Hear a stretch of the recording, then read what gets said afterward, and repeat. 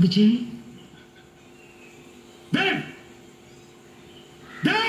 விஜய், உங்களுக்கு தெரியுமா என்னாச்சு? ரதை ரீனா பத்தி உங்களுக்கு தெரியுமா? தெரியும் விஜய்.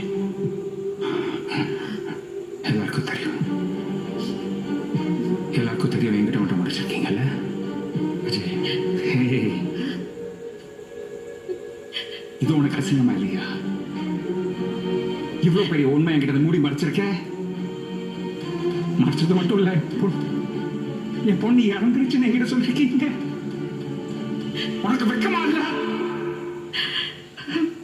விஜய், நான் இதை உன்கிட்ட சொல்லணும்னு தான் இருந்தேன். ஆனா என்னால எப்போ எப்போ சொல்லிருப்பேன் ரதி? என் குழந்தை அங்க ஹாஸ்பிட்டல் சாக கிடக்கா. இப்ப புரியுது ரதி, ஏன் நம்ம குழந்தைய பத்தி பேசும்போது உன் கண்ணில் எந்த சோகமும் இல்ல, கில்ட் இல்ல. இப்போ எனக்கு புரியுது. இல்ல விஜய்,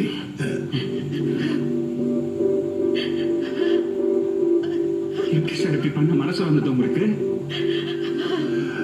அது வந்து சொல்றீங்க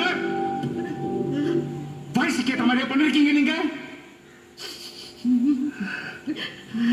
என் பொண்ணுக்கு அப்ப அவ வயசு, அவளுக்கு எது நல்லதோ அதை தான் நான் செஞ்சேன். அப்ப என் பொண்ணுக்கு அப்ப எங்களுக்கு சின்ன வயசு சார். நீங்க பண்ணது எனக்கு புரியுது. இப்போ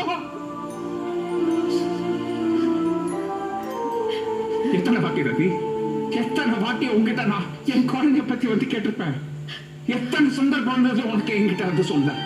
என்கிட்ட வேணும்ட்ட சொல்லாம இருந்திருக்கீங்க. இப்போ வந்து காரணம் எல்லாம் சொல்லிட்டு இருக்காதீங்க. விஜய் விஜய் ப்ளீஸ் விஜய். நாங்க வந்த நாளான என் குழந்தை முன்னாடியே இருந்திருக்கு தேவ். ரதி உங்ககிட்ட என்கிட்ட மூடி மறைச்சிருக்காங்க தேவ்.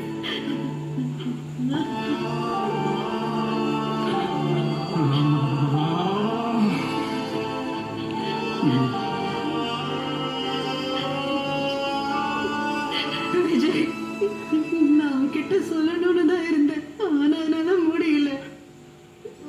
ரீனாக்கும் உனக்கும் உண்மை தெரிஞ்சதுன்னா ரீனாவை நான் எழுந்துருவேணும்னு எனக்கு பயமா இருந்துச்சு. நம்ம குழந்தைய வளர்க்க பிடிக்காம அவளை ஹோம்ல கொண்டு விடுவ. அவளே திரும்ப வந்தாலும் அவளை திரும்ப போன்னு சொல்லுவ. ஆனா இப்போ அவ விட்டுட்டு போயிடுவான்னு உனக்கு பயம். இதான் நான் நம்பணும். அர்ஜுன் என்கிட்ட ஏற்கனவே எல்லாத்தையும் சொல்லிட்டான்.